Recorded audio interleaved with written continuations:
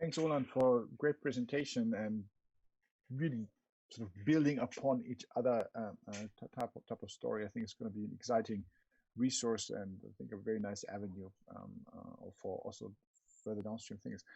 Again, before discussion, please everyone answer your questions, discuss on Slido, give us a little bit stuff to work with. Looking forward to discussing in the Q&A. Just after Aviv's talk, who's talking now, I have the honor to introduce Aviv to you. You might have heard about her. She's been doing some things in single cell, but you know, there's like a lot of other things. I just checked that she wrote a 2001 paper on some pi algebras. That was really fun. But I don't think I have to tell you much about it. This one single take home I want to give you in our new virtual settings. Aviv does like science. She has a couch in the background, which I closely observed, where there's a little pillow handmade with something like science is cool, right? I haven't fully read it, but yeah, look at that. Cool is what? It's good. Oh, look at that. I have to take this as a motivation, as a Christmas gift. It was made by my daughter when she was 5. It's a photo on a pillow, but yeah. It is very cool. We're looking forward. Yeah, I don't need to say anything about Aviv. We're looking forward to your presentation. She will be talking about COVID-19 infection, transmission, pathogenesis, and single cell resolution. I think another fun project. I'm looking forward to Q&As after. Thank you very much, Fabian. Hopefully my slides are advancing. I have to start with my disclosure. I am an equity holder in Celsius Therapeutics and Immunitas. Until July, I was on the SAB of Thermo, Neogene, Asimov, and Syros, and as of August 1st, I'm an employee of Genentech and Roche. There are many open questions in the pandemic, in the studies that we've heard today and others. We've, as a community, been trying to understand them. And initially, using an analysis that actually Fabian co-led, we tried to do a meta-analysis across the entire human cell atlas data set of healthy tissue to try to understand different aspects of the disease. But as the disease was actually happening in our own communities and backyards, many communities have come together to try to understand it in vivo, and we've heard about studies in the blood and studies with, for example, bowels and aspirates. And what I'm going to focus on today is studies in organs, which you can only conduct, unfortunately, post-mortem in patients' autopsies.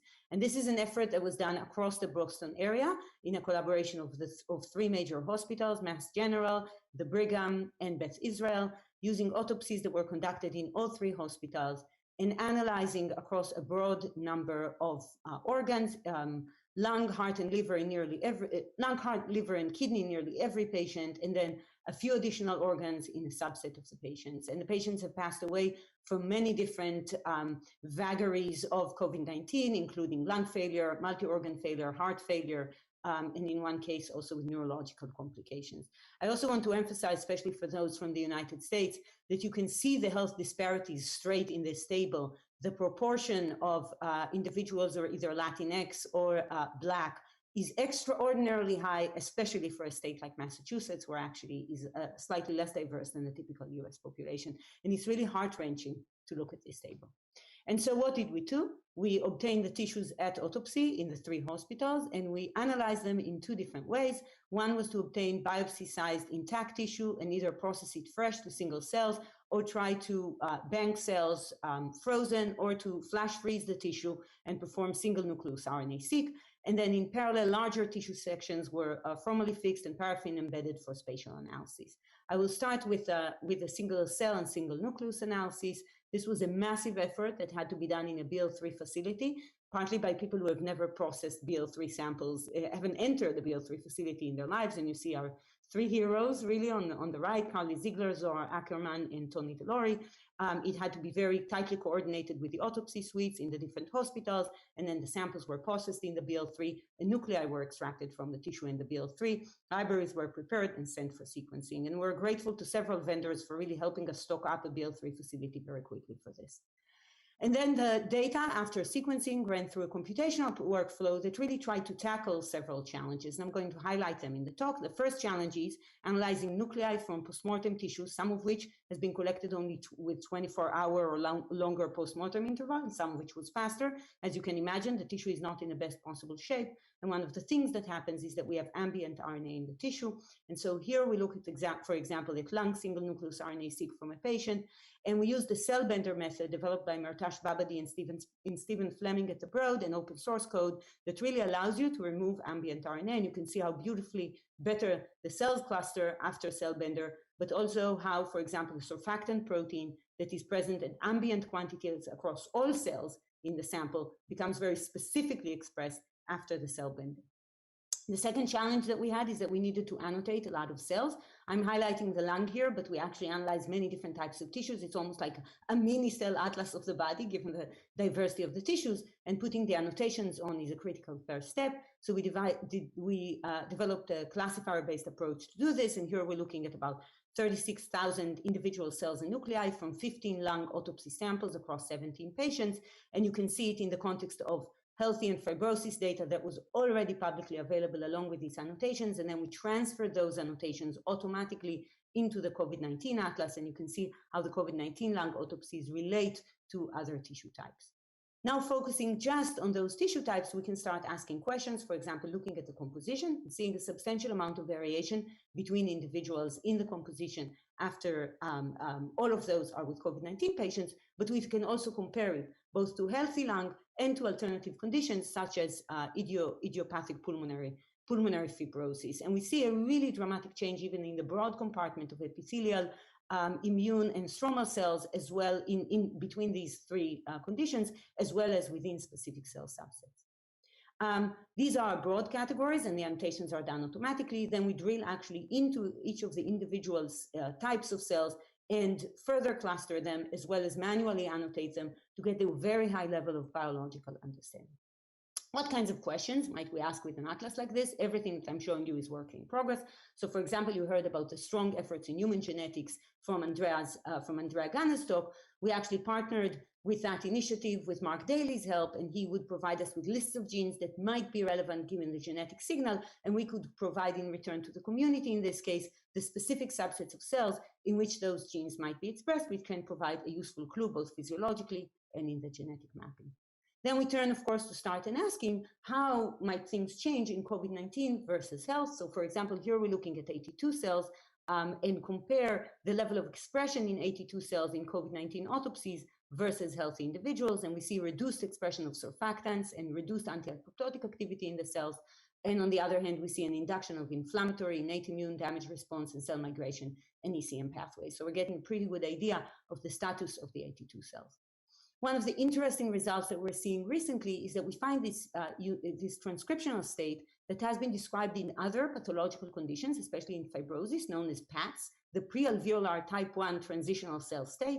When cells are when 81 cells that are important for gas exchange are damaged in the lung, and if the stem cell compartment is compromised, then 82 cells can actually differentiate into this transitional state, which in turn can transfer itself to become an 81 cell. This is a phenotype that has been seen pathologically in fibrosis. They basically get stuck in this transitional state and cannot recover the 81 cell, and as a result, there could be a damage to cell exchange. And we see an induction of these PATS and PATS-like signatures in our data, giving us maybe a clue as to what might be going on. And so these signatures, as I said, there's a model for them, and then the next step that would happen after this would be fibrosis in a fibrosis model, which of course develops over many, many years. And we are now looking into the fibroblast component to see whether we see that pathology there as well. The third challenge we're interested in was detecting cells with viral RNA. There was a vigorous discussion of it in the context of PBMCs. We definitely see cells that have viral RNA reads in them in the single cell RNA-seq, but they vary quite substantially between patients. And so first we had to detect cells that had viral RNA, and we could see them in the autopsies in HBEC plus SARS-CoV-2 infected cells, but we do not see them in the healthy lung. There is a correlation, of course, with the quality of the data. More reads, more quality, more viral RNA, so we have to control for that.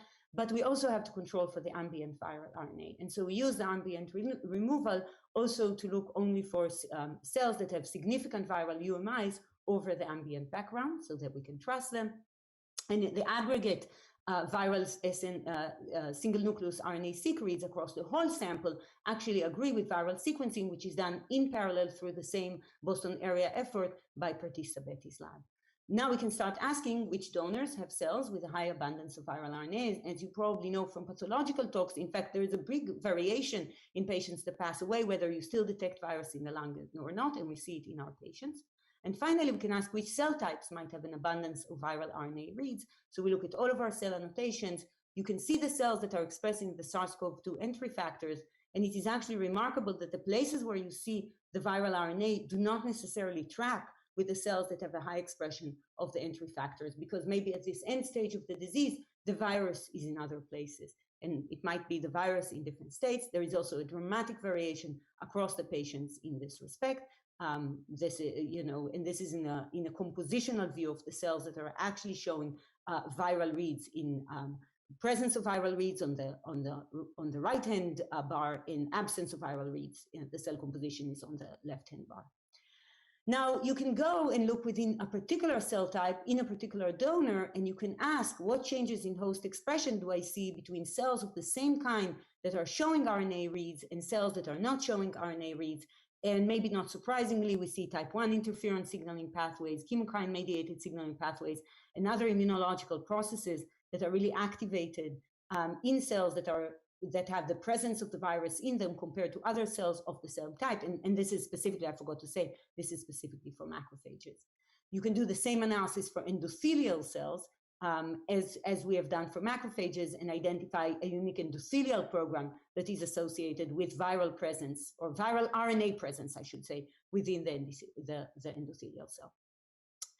In the last minute or two, I just want to give a few very early highlights from the spatial work that we do. So in parallel to having single nucleus and cell analysis, we also analyze FFPE sections by RNA scope and by the nanostring system. The RNA scope is really striking. What you see in the purple is the SARS-CoV-2 RNA, and you can see how within every lung and in different portions of the lung and the airway, you see the viral RNA in particular locations, and then you have the no viral RNA presence in the adjacent tissue, highlighting the importance of really dissecting things at a very high resolution level spatially. And for this, we use the GeoMX DSP system from NanoString, which is particularly beneficial because it allows us to analyze FFPE tissue samples, which in an infectious agent condition is really the only way that we could go. And we analyze them both with about 1,000 transcript panel called the CTA, as well as with a whole transcriptome assay called the WTA.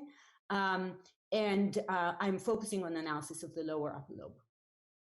And in each of these analyses, we distinguish sections not just by RNA presence using a probe, but also using a pan-CK antibody, which allows us to distinguish between more epithelial and less epithelial tissue. And this is an example of the extremely high resolution at which we can identify first a region of interest, and then within this region of interest, mask a particular area of interest, and really only capture the RNA from this area. So now we're looking at the entire autopsy spatial cohort. There are 9 COVID patients, and in addition, we had 3 healthy human controls, and those were collected, pre-COVID.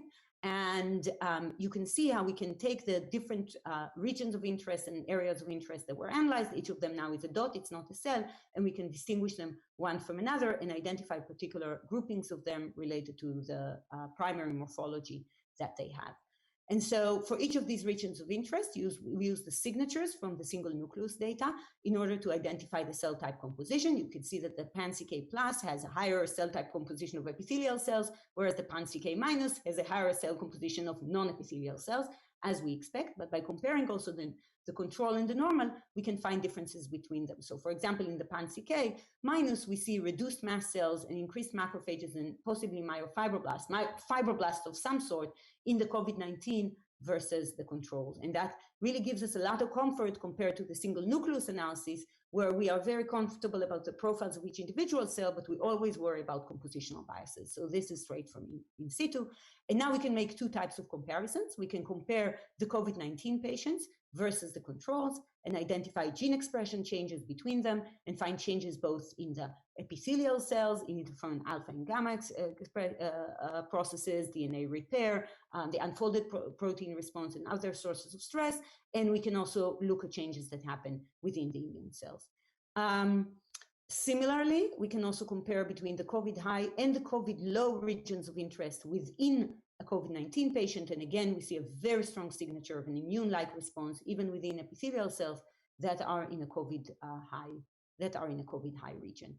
Just to say that this was only highlights from the lung. The liver, the kidney, and the heart have now been processed and annotated, and so we're ready to perform similar analysis in the context of 3 additional organs and ask a series of questions to understand better the nature of very severe disease that led to patients' death. We expect all of the data to show up online soon, as soon as we kind of feel that the QCs of it are sufficiently good, and I highlight these additional resources.